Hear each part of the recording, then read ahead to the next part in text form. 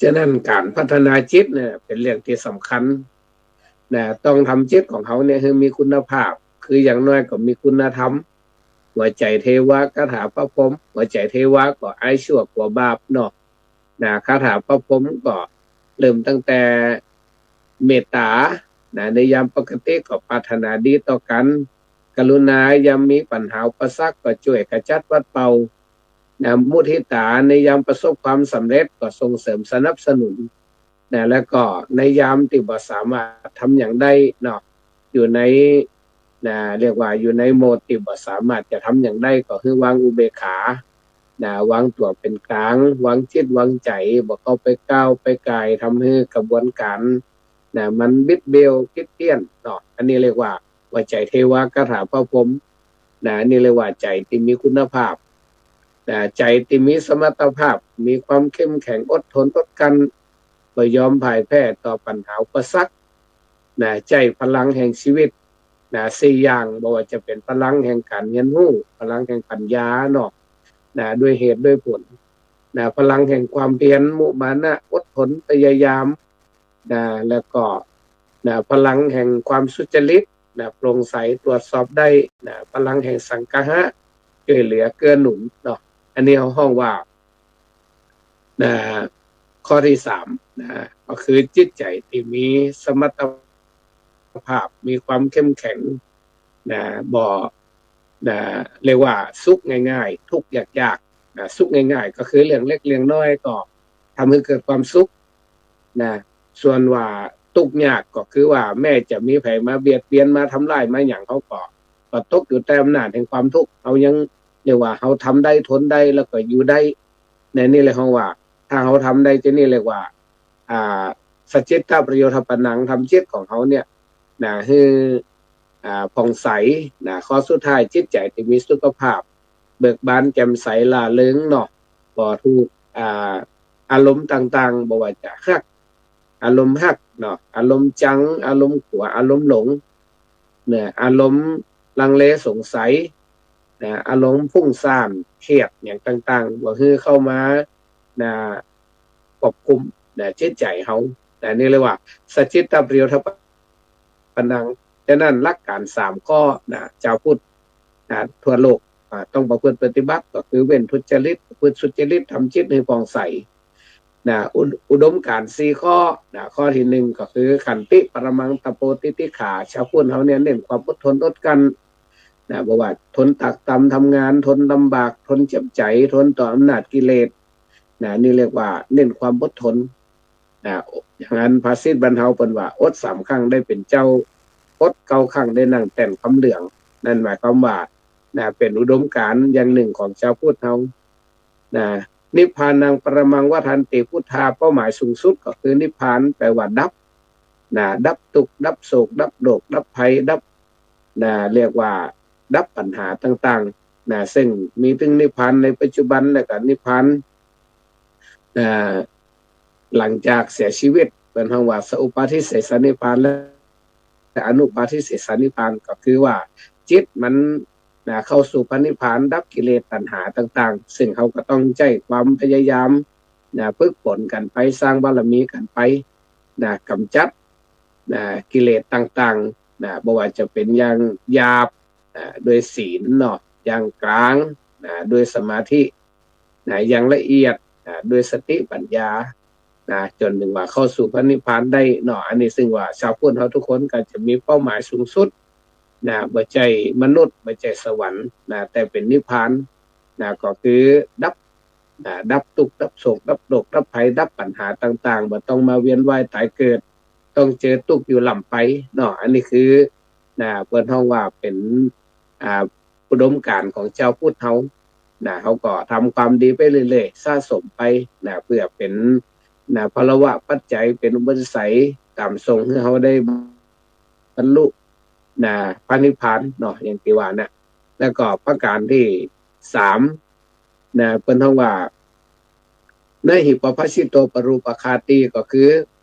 คนที่ยังเบียดเบียนทำลายคนอื่นอยู่เนี่ยบ่ได้ชื่อว่าเป็นบรรพชิตเพราะบรรพชิตแปลว่าผู้งดเว้นจากการทำให้คนอื่นเดือดร้อนเนาะในเพิ่นว่า ผู้ที่ยังเบียดเบียนคนอื่นอยู่เนี่ยยังบ่ได้ชื่อว่าเป็นพระชิตสมโนโหติปรังวิเหทยันโตคนที่ทำให้คนอื่นลำบากอยู่บ่ได้ชื่อว่าสมณะฉะนั้นบรรพชิตแปลว่าผู้งดเว้นสมณะแปลว่าผู้สงบก็จะต้องอยู่ห่างจากการเบียดเบียนทำลายคนอื่นคือได้เกิดความทุกข์เนาะอันนี้เป็นห้องว่าเป็นอุดมการณ์เขาเป็นเจ้าพุทธเขาก็จะต้องบ่เบียดเบียนไผเขาจะต้องบ่ทำให้ไผลำบากเนาะอันนี้คือว่าเป็นอุดมการณ์แต่ว่าจะทำได้นักได้น้อยแค่ไหนก็อยู่ที่ว่าบุญญาบารมีของเขาน่ะได้สร้างสมมามากน้อยแค่ไหนแต่ก็ทำไปเรื่อยๆเพราะว่าทุกคนเขาเนี่ยมีกรรมเป็นตัวเรียกว่าเป็นตัวกำหนดถ้าหากว่าเขาอยู่ในโลกเขาอาจจะต้องตราบใดที่เขายังบ่หมดกิเลสเนี่ยอาจจะมีกรรมหลายอย่างบ่ว่าจะเป็นกรรมที่เกิดขึ้นในชีวิตประจำวันหรือกรรมในอดีตชาติก็ตามเขาก็ยังต้องเรียกว่าต้องพัฒนาตัวเก่าคือมันเป็นกรรมดีคือมันเป็นกรรมที่นำมาซึ่งความสุขความเจริญอันนี้เป็นห้องว่าเขาจะต้องพัฒนาตัวเก่าแล้วข้อต่อมานี่เป็นห้องว่าวิธีการที่จะเข้าถึงข้อหลักการก็ดีเข้าถึงอุดมการณ์ก็ดีเนี่ยมีอยู่6ข้อข้อที่1ก็คือว่าอนุปวาโทบอกไปว่าไล่ไผเพราะการว่าไล่นั่นก็คือโจมตีคนอื่นพระพุทธเจ้าสอนให้เจ้าพูดเฮาเนี่ยเหมือนทางสดานติดตัดขอบปากก็คือว่าบ่มีเสียงบ่ต้องไปว่าคือไผเป็นกรรมเป็นเวรเนาะอันนี้เป็นว่าอนุปวาโทอนุปคาโตบ่เข้าไปทำร้ายให้คนอื่นเดือดร้อนให้คนอื่นลำบากเขาจะเผยแพร่ศาสนาหรือเขาจะทำงานอย่างก็ตามบุคคลจะไปทำร้ายคนอื่นปาติโมกเขจะสังวโรก็คือต้องรักษาศีลต้องมีวินัยบ่ว่าจะเป็นพระเป็นโยมก็ต้องยึดมั่นอยู่ในศีลยึดมั่นอยู่ในวินัยเนาะข้อต่อมามัตตัญญูตาจะพัตตสปิกก็ มหันแก่กินเพราะว่าคนหันแก่กินเป็นคนสกปรกดังนั้นบ่ว่าจะเป็นอามิตรอย่างก็ตามเขาก็มีความประมาณเนาะบ่ให้มันเข้ามามีอิทธิพลนักล้ำไปดังนั้นคนเฮาในเรื่องกินมันเรื่องใหญ่ก็จริงแต่ว่าพระพุทธเจ้าก็คือพิจารณาเนาะพิจารณาแม้แต่อาหารกับข้าวอย่างต่างๆก็คือใจรักอภินเรียกว่ารักปัจเจเวกก็คือพิจารณาว่าเขากินเพื่ออยู่เขาไม่ได้อยู่เพื่อกินเนาะ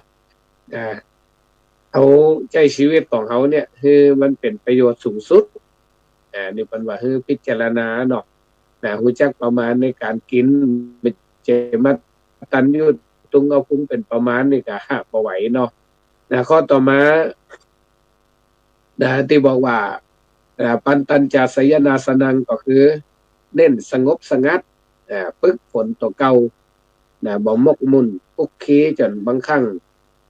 ทำให้จิตใจของเขาเนี่ยมันล้วนเละมีปัญหาเพราะมันไปรับอารมณ์นักน้ำไปก็เน้นคือสงบสงัดบ้องอย่างน้อยวันโกนไปละวันพระไปกราบทำบุญใส่บาตรไหว้พระสวดมนต์เนาะนี่เรียกว่าทำเรียกว่าอันอยู่อย่างสงบสงัดปันตัญจสยนาสนังเนี่ยอยู่ในที่อันสงัดแล้วก็สุดท้ายเนี่ยอาทิจิตเตจะอโยคูก็คือมันฝึกฝนจิตใจของเขาเนี่ยอยู่ตลอดอย่างน้อยก็เอากายเขาเนี่ยกายเวทนาจิตธรรมเอากายของเขาเนี่ยเป็นเรือนกรรมฐานสิ่งที่เขาคิดที่เขาทำกรรมที่เขาอู้เนี่ยต้องมีสติอยู่ตลอดซึ่งถึงว่าถึงมนที่ได้กล่าวมาก็คือวันหลงวันมาฆบูชาฝากญาติโยมทุกท่านได้นำไปคิดพิจารณาว่าพระพุทธศาสนาของเขาเนี่ยจะอยู่ได้ก็เพราะว่าพุทธบริษัทวันละพระพุทธชุดพระธรรมบยมพระสงฆ์แต่ว่ายังเคารพในพระพุทธยึดมั่นอยู่ในพระธรรม แล้วก็ถวายความอุปถัมภ์แด่พระสงฆ์นะตามนั้นพระรัตนตรัยก็ยังคงอยู่คุณความดีก็ยังคงอยู่อันนี้ก็เป็นหลักธรรมที่ฝากทุกท่านไว้สำหรับหัวข้อที่ได้เกริ่นนำไปตั้งแต่ตอนต้นเนาะเกี่ยวกับเรื่องของในการใช้ชีวิตประจำวันว่าเขาเนี่ยจะต้องเกี่ยวข้องกับพี่กับน้องกับญาติดังนั้นสิ่งสำคัญที่สุดเนี่ยก็คือว่าเขาจะต้องสร้างความรักความสามัคคีเพราะว่าปัจจัยใดถ้าเขาบอกแบ่งพวกเขาก็บ่เสียพักถ้าเขาบอกแบ่งรักก็บ่เสียสามัคคีถ้ารวมพวกรวมพักก็ได้ตึงฮักได้ตึงสามัคคีโดยเฉพาะเครือญาติโบราณเปิ้นว่าพี่น้องคือแขนขาถ้ามีแขนมีขาเขาก็คือคนพิการในพระไตรปิฎกเนาะก็บอกว่าสาธุสัมภวรายาติอปีลูกขาอรัญญชาวาโตวหติเอกถังพรัมตันติวนปติงแปลว่ามีญาติปกป้องมากย่อมเป็นการดีเช่นเดียวกับต้นไม้ในป่าที่มีจำนวนมากต้นไม้ที่ขึ้นอยู่โดดเดี่ยวถึงจะงอกงามใหญ่โตสักเท่าใดลมก็พัดถือโค่นลงได้นั่นหมายความว่าคนเฮาเนี่ยจะไปหันแก่ตัวจะไปกลัวเสียเปรียบต้องมีการผูกพันมีความช่วยเหลือเกื้อหนุนเครือญาติเอาลักสังฆะมาอกอ้อมอารีว่าจีไพเราะสงเคราะห์ทุกคนเสมอต้นเสมอปลาย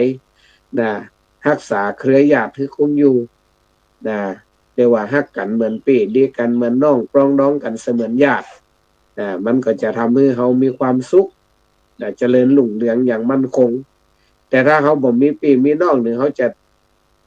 ถึงจะร่ำรวยขนาดไหนถึงจะมียศตำแหน่งขนาดไหนก็อาจจะถูกทำลายได้เหมือนต้นไม้ที่มันขึ้นเดียวๆเนี่ยถึงจะงามขนาดไหนโตขนาดไหนสุดท้ายก็ลมพัดได้แต่ถ้าเขามีพี่มีน้องแล้วอย่างน้อยเครือญาติก็จะช่วยปกป้องช่วยเหลือเกื้อหนุนซึ่งกันและกันเนาะอันนี้ก็มันอยู่ที่ความรักความสามัคคีแม้แต่ประเทศชาติบ้านเมืองถ้าประเทศเป็นบ้านเนี่ยเฮาทุกคนเนี่ยก็คือผู้อาศัยถ้าเฮาเป็นญาติกันหมดอย่างคนไทยเฮาเนี่ยฮักกันบ่ว่าเหนืออีสานกลางตะวันออกตะวันตกในอีสานกลางใต้เฮาเป็นอันเดียวกันยึดมั่นในสถาบันทั้ง3ก็คือชาติศาสนาพระมหากษัตริย์อยู่ร่วมกันช่วยเหลือเกื้อหนุนซึ่งกันและกันบ่ทำลายร่างกันบ่เบียดเบียนกันเรียกว่าใจเหมือนกับเพิ่นเฮาว่าเป็นบ้านหลังใหญ่นะครับบ้านหลังใหญ่เป็นเครือญาติหมดมันก็จะมีความมั่นคงศัตรูหมู่มารบ่ว่าที่ไหนก็บ่สามารถจะทำลายร่างได้แต่ว่าถ้าเฮาแตกสามัคคีกันเนี่ยแล้วมันก็ถูกทำลายด้วยง่ายต่างคนต่างเอาตัวรอดช่วงนี้ก็จะมีกิจกรรมงานบุญเนาะโดยเฉพาะโครงการมาฝากศรัทธาญาติโยมก็คือโครงการอบรมบรรพชาภิกษุสามเณรแล้วก็บวชศีลจารินีภาคฤดูร้อนทั่วประเทศเนาะเตรียมเพื่อผู้สร้างในจัดติวัดสถานโดยจะมีการบวชเนกขัมมะจารินีหรือว่าศีลจารินีบวชแม่หญิงถืออุโบสถศีลเพื่อเปิดโอกาสให้ญาติโยมแม่หญิงได้เข้ามาบวชบวชหนุ่งขาวห่มขาวถืออุโบสถศีลประพฤติวัดปฏิบัติธรรมระยะสั้น28 29 30เมษามีนาคมที่จะถึงเนี่ยเนาะ28 29 30นี่3วันบวชฟรีอบรมฟรีบ่มีค่าใช้จ่ายเพื่อเป็นการส่งเสริมการประพฤติวัดปฏิบัติธรรมของศรัทธาญาติโยมแม่หญิงเนาะเรียกว่าตั้งแต่เด็กเยาวชนไปจนถึงผู้สูงอายุสามารถที่จะมาบวชประพฤติวัดปฏิบัติธรรมได้เพื่อน้อมถวายเป็นพระราชกุศลแด่สมเด็จพระพันปีหลวงแล้วก็เฉลิมพระเกียรติสมเด็จพระกนิษฐาธิราชเจ้าเนาะสำหรับเด็กเยาวชนสุภาพบุรุษบวชภาคฤดูร้อนเป็นสามเณรก็ดีเป็นภิกษุก็ดีเนี่ยเริ่มวันที่1ถึงวันที่12 เมษายนรวมเวลา12 วันอันนี้บวชเน้นเป็กตุอบรมภาคฤดูร้อนซึ่งญาติโยมที่มีลูกมีหลานเนาะอยากจะให้ลูกหลานเป็นคนดีมีคุณภาพ ก็ต้องเอามาบวชบางท่านก็เรียกว่ามันก็มีจุดประสงค์หลายอย่างเป็นว่านะบวชเพื่อพ่อแม่บวชแทนคุณพ่อแม่บวชแก้ความทุกข์บวชสนุกเพราะกิจกรรมบวชนำความรู้บวชเชิดชูสถาบันบวชเพื่อพัฒนาตัวเก่าคือมีคุณภาพเรียกว่าโลกบ่ช้ำทำบ่เสียก็มาบวชฟรีอบรมฟรีบ่มีค่าใช้จ่ายตีวัดสถานวันที่1ถึงวันที่12เมษายนอันนี้ก็ฝากญาติโยมและญาติโยมท่านใดอยากจะร่วมบุญเนาะเพราะว่าเพิ่นว่ามีบุญหยังเท่ากับบุญบรรพชาการบวชเนี่ยได้บุญนักบุญหลายท่านอยากจะร่วมบุญตัวเองเนาะก็สามารถเป็นเจ้าภาพได้ถวายผ้าไตร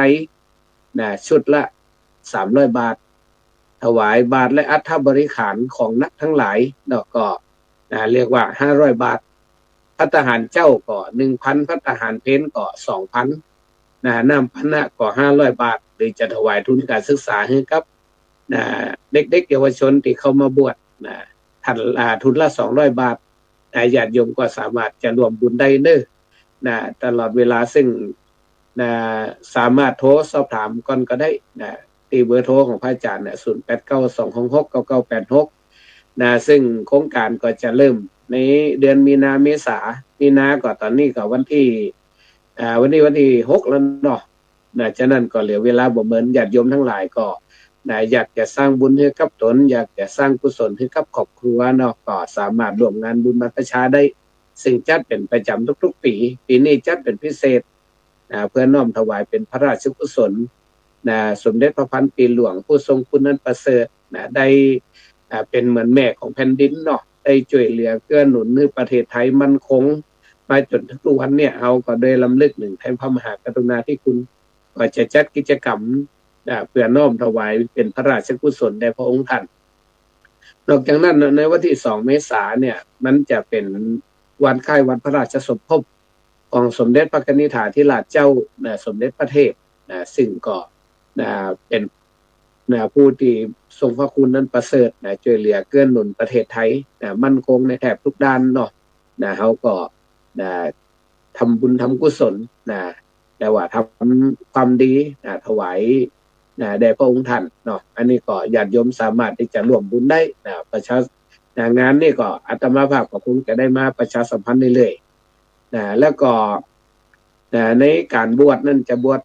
ญาติโยมที่จะมาร่วมงานเนาะวันที่2เนี่ยวันที่1เนี่ยก็คือรายงานตั๋วตั้งแต่ 9 โมงเป็นต้นไปแล้วก็ฝึกท่องคำขานนาคเป็นต้นเนาะคำบวชที่มันถูกต้องตามกฎตามเกณฑ์เนาะของการบวชที่สมบูรณ์แต่เพิ่นเฮาว่าบวชกายบวชใจบวชวาจาสมบูรณ์แล้วก็ในวันที่2เนี่ยพระเจ้าก็จะปรงผมบวชนาคบายสีสุขวัญตามประเพณีเนาะแล้วก็ภาคบ่ายก็จะบวชเน้นแล้วก็เป็กตุซึ่งญาติโยมสามารถที่จะมาร่วมตักบาตรป้าใหม่ได้ป้าใหม่เน้นใหม่หรือว่าท่านใดที่มีลูกมีหลานจะเอามาบวชทางฤดูร้อนก็สามารถนำมาบวชได้โดยบ่เสียค่าใช้จ่ายบอกเพราะว่าเขาสร้างอย่างอื่นเขาสร้างมานักวัดวาอารามบางแห่งจนเรียกว่าใหญ่โตขนาดนักแต่ว่าบางครั้งเขาก็ขาดศาสนาบุคคลฉะนั้นเขาก็มาสร้างคนกับก็การสร้างคนคือคนไปสร้างโลกเนี่ยมันมีอานิสงส์นักพระพุทธเจ้าถึงบอกว่าถึงจะบูชาพระองค์เนี่ยเป็นดอกไม้สูงเพียงฟ้าก็พระองค์ก็ยังบ่ได้ยกย่องแต่ว่าถ้าท่านใดประพฤติดีปฏิบัติชอบท่านนั่นถือว่าเป็นการบูชาสูงสุดในพระตถาคตเจ้าอย่างที่เขาว่าเนี่ยก็คือบูชาด้วยการปฏิบัติธรรมสมควรแก่ธรรมฉะนั้นในช่วงเทศกาลภาคฤดูร้อนอากาศก็ร้อนอารมณ์ก็ร้อนปัญหาต่างๆก็หนักช่วงนี้ก็มีปัญหาเรื่องน้ำมันเป็นต้นอยู่บ้านอ่อนอกอ่อนใจเขาก็มาบวชเนาะมาบวชกันสุภาพสตรีก็มาฝึกจิตฝึกใจมาปฏิบัติธรรมเนาะอย่างน้อยก็ระยะสั้นๆเนาะ3 วันที่วัดสถานนิยมเด้อแล้วก็ที่จะบวชเนรเป็กตู้ก็ลูกหลานครบเบญจเพศมีข้อมีน้ำเขาบวชเองมันก็อาจจะเสี่ยงนักการ ค่าใช้จ่ายก็ค่อนข้างจะสูงเขาก็มาบวชถวายพระราชกุศลบวชภาคฤดูร้อนนะซึ่งคณะสงฆ์อำเภอภูซางรวมถึงหน่วยงานภาครัฐและท้องถิ่นก็คือการสนับสนุนเนาะนะฉะนั้นญาติโยมทั้งหลายก็นะ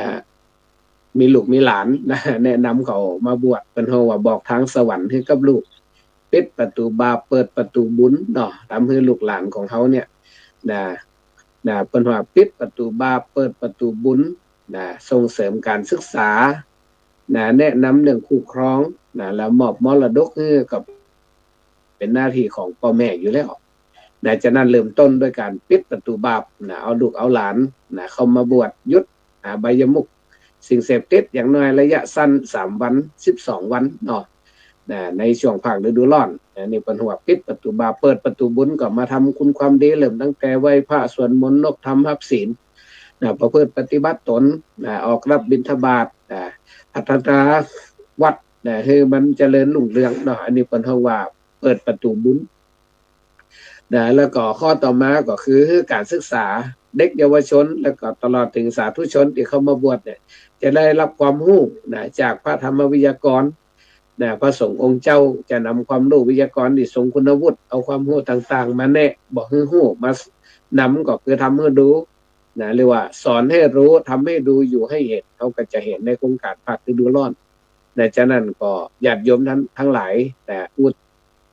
ที่ตามรายการธรรมะรับอรุณก็ช่วยประชาสัมพันธ์บอกข่าวบุญตัวเด้อร่วมบุญกันก็ได้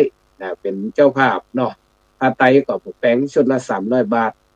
บาทอัฐบริขารก็ชุด500 บาทหรือจะถวายภัตตาหารเจ้าก็ 1,000 บาทภัตตาหารเพนก็ 2,000 บาทแล้วก็น้ำปานะก็500 บาทถวายทุนการศึกษาก็200 บาทฉะนั้นก็ฝากประชาสัมพันธ์บุญเป็นตัวเองแล้วก็ในท้ายที่สุดนี้อาตมาภาพในนามตัวแทนของคณะสงฆ์ธรรมะเป็นทีมธรรมะรับอรุณขออ้างเอาคุณพระพุทธพระธรรมพระสงฆ์บุญศีลบุญทานจงมารวมกันเป็นตบะเดชะเป็นพระวะปัจจัยเป็นปุณิสัยดลบันดาลประทานพรคือคณะสัทธาสาธุชนทุกท่านทุกคนประสบความสุขความเจริญทั้งหน้าที่การงานการเงินการดำเนินชีวิตมุ่งมั่นปรารถนาสิ่งหนึ่งประการใดที่เป็นไปด้วยชอบประกอบด้วยธรรมขอสิ่งนั้นจงพลันสำเร็จจงพลันสำเร็จในที่ทุกสถานในการทุกเมื่อเทอญ